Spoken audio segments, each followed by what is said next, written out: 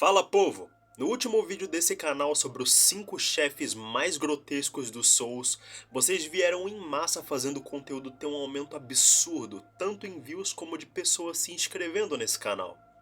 Nós saímos de 72 pessoas e uma média de 200 views por vídeo para 399 inscritos e 15 mil views até o momento em que eu tô gravando esse vídeo. E isso é só para vocês terem uma dimensão do quanto aumentamos de tamanho, e eu só tenho a agradecer imensamente pela recepção calorosa.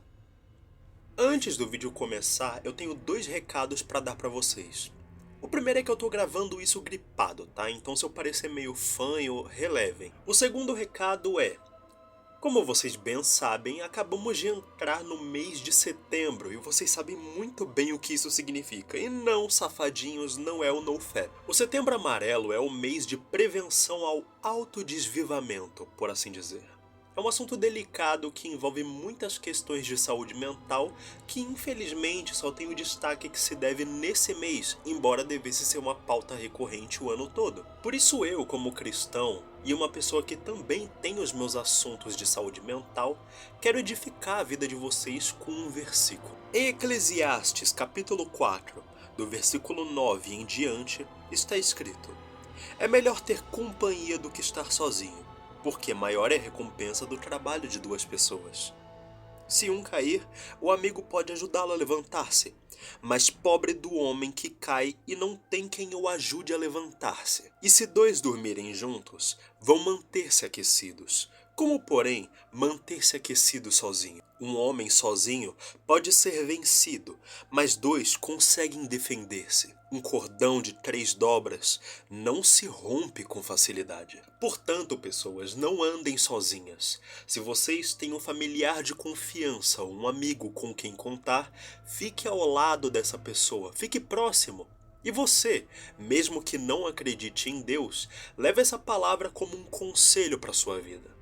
Eu sei que muitas vezes buscamos entretenimento na internet de forma a esquecermos dos nossos problemas, mas na maioria dos casos tudo o que precisamos é nos sentir um pouco amados. Por isso lembre-se, você não está sozinho. Recado dado, vamos pro tema principal. No vídeo passado eu li muitos comentários apontando chefes que supostamente faltaram na lista. Então, eu decidi trazer uma segunda parte desse vídeo, dessa vez trazendo não só 5 chefes, mas 6, e dentre eles alguns dos que vocês sugeriram. E é por isso que hoje nesse canal teremos o top 6 chefes mais grotescos do Souls. Vamos começar abrindo a lista com um chefe que eu acho que foi o que vocês mais disseram que estava faltando. Em sexto lugar, The Rotten. Em Dark Souls 2 nós temos personagens emblemáticos e dentre esses a dupla dinâmica Aldia e Vendrick. Vendrick, por sua vez, era o rei de Drangleic, o exterminador dos gigantes, que almejava curar a maldição dos mortos-vivos.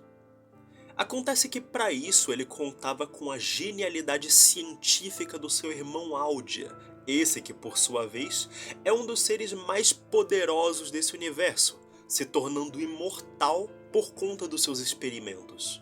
Esse cara é responsável inclusive por ajudar o nosso personagem na nossa jornada, oferecendo conselhos que podem inclusive influenciar a nossa escolha para o final do game, de acender a chama ou não. Porém, como nem tudo são flores e tudo em Dark Souls tem o seu lado obscuro, digamos que Aldia, apesar de dar uma de bom samaritano, não era exatamente uma boa pessoa. Quando iniciamos a nossa jornada e chegamos em Majula, 2 coisas chamam a atenção. A primeira é o lindo pôr do sol. A segunda é o Poço de Majula, um buraco aberto bem no centro dela, que descobrimos, mais tarde, ser o caminho que nos leva até a Ravina Negra. Esse lugar, originalmente, era onde Aldia descartava os seus experimentos que davam errado, como quimeras e outras bizarrices, coisa que obviamente inclui experimentos com mortos-vivos. E assim, formou-se o lugar que chamamos de Sarjeta, um assentamento na escuridão do subsolo, abrigando os fracassos de Aldia até adentro na Ravina. Depois de muito vai e vem, envenenamento e vermes gigantes, chegamos à arena e... Bom, podemos dizer que essa adorável almôndega é o precursor do que seria o renascido do Bloodborne. Esse familiar amontoado de corpos fundidos, carregando um grande cutelo de açougueiro, parece ter a estrutura interna de uma gaiola de metal para manter tudo no lugar. Além de um morto-vivo no topo de toda a sua estrutura, que fica ou mimetizando os movimentos da estrutura, ou talvez controlando toda aquela massa. Independentemente de ser um dos experimentos de Áudia ou não, a formação do The Rotten se deve a uma grande alma, que assim como no passado abrigava consigo os mortos, embarcou dessa vez o sentimento de desespero daquelas criaturas, tornando assim o apodrecido, uma criatura surgida através do desespero. Eu digo isso porque The Rotten e Nito do primeiro jogo são extremamente parecidos um com o outro. Quero dizer, as ideias são bem parecidas, apesar de que, nesse caso, não foi a melhor das execuções. Em quinto lugar, a Curse Rotted Great Wood, ou simplesmente a Grande Madeira Apodrecida. Este é um estranho caso de jardinagem que deu muito errado, já que ao invés de adubo, usaram maldição e desespero, todos descontados no que outrora foi uma árvore espiritual dos residentes do assentamento de mortos-vivos. Como já é de praxe nas sequências de Dark Souls, sempre somos ambientados a um reino novo. E dessa vez, estamos ambientados ao reino de Lothric. E a maldição dos mortos-vivos é, como sempre, um problema recorrente de cada um desses reinos. O assentamento de mortos-vivos é o novo depósito de rejeitados da vez. E nessa comunidade, os undeads moravam em conjunto e faziam juntos as suas preces. Acontece que nessa brincadeira, ao descontarem tanto ódio e rancor em cima de uma única árvore, ela acabou por ser infectada e gerar em seu interior o pior do que aqueles undeads tinham a oferecer. Isso aconteceu porque, no seu interior, havia uma fornalha de transposição, um artefato utilizado mais tarde no game para extrair o poder de almas poderosas. O resultado disso tudo é uma árvore assumindo a forma de um morto-vivo, com braços e pernas, frutas podres e... ovos? Eu tava batendo no... lá ele. Enfim, na segunda fase tudo isso é esclarecido, pois a árvore em si era de fato um casulo para algo muito mais medonho. Algo que estava nascendo, evidenciado por um braço seguido de um torso que não chega a nascer completamente, pois o nosso personagem conseguiu dar conta de impedir que aquilo viesse ao mundo. Ainda bem. Em quarto lugar, o Guardião Primata. Esse é um integrante de uma espécie extremamente antiga de primatas, praticamente em extinção. Porém, esse exemplar está vivo há mais tempo do que pode se lembrar. Em Sekiro Shadows Die Twice, nós temos dois tipos de imortalidade. Aquela que é resultado da linhagem de sangue do dragão, e a outra é resultado dos ritos do Templo Senpou, que, almejando replicar o efeito daqueles que nascem com o sangue do dragão, submeteram-se ao contágio de um parasita em forma de lacraia, que concedia imortalidade ao seu receptáculo, o que deu origem ao que chamamos de os infestados. Aqueles que não são fortes o suficiente para criar dentro de si o parasita tornam-se mortos-vivos mumificados, servindo de casulo a uma lacraia que será incapaz de alcançar a maioridade. Porém, indivíduos dotados de força são capazes de suportar períodos de tempo inimagináveis contendo dentro de si o parasita. E foi isso que aconteceu com a monja corrompida, guardiã do Vale da Nascente, e com o Guardião Primata, o protetor da Lotus Branca do Vale Bodhisattva.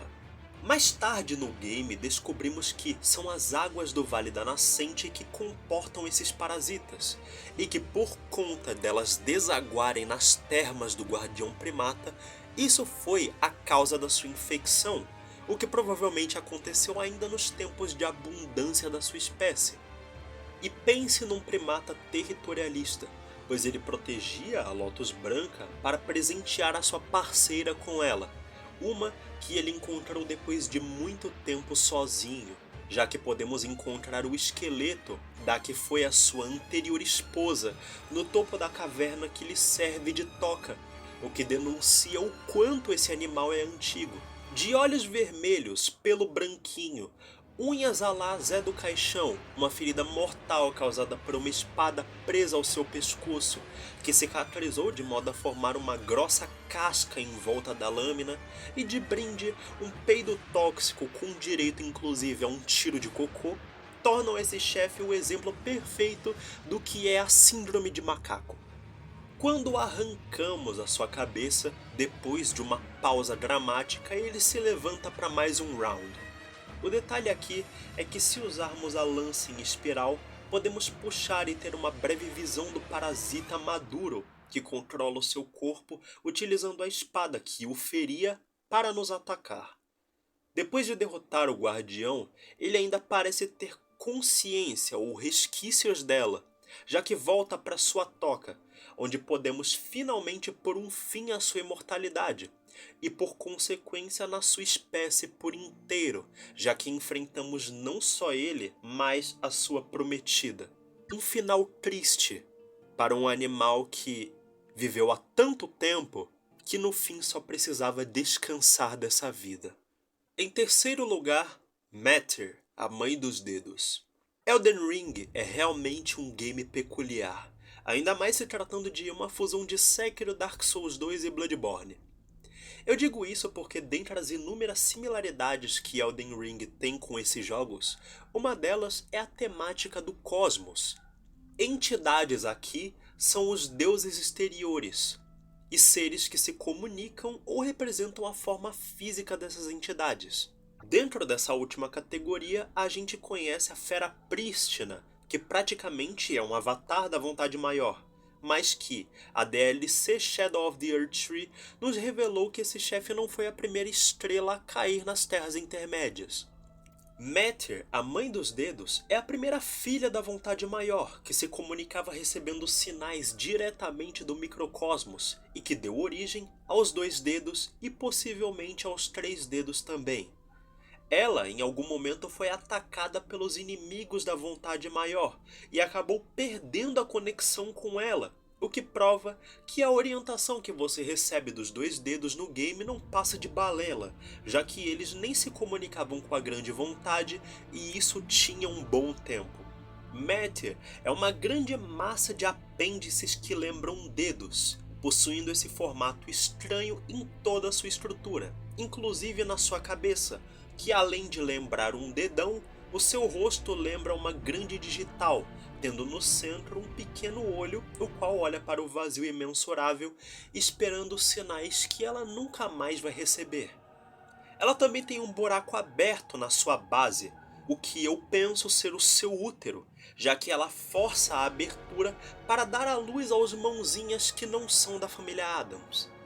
Quando ela entra em sua segunda fase, a sua cauda parece estabelecer um sinal com o vazio, fazendo com que ela traga para a batalha rajadas de energia e magia gravitacional, o que se intensifica ao longo da luta.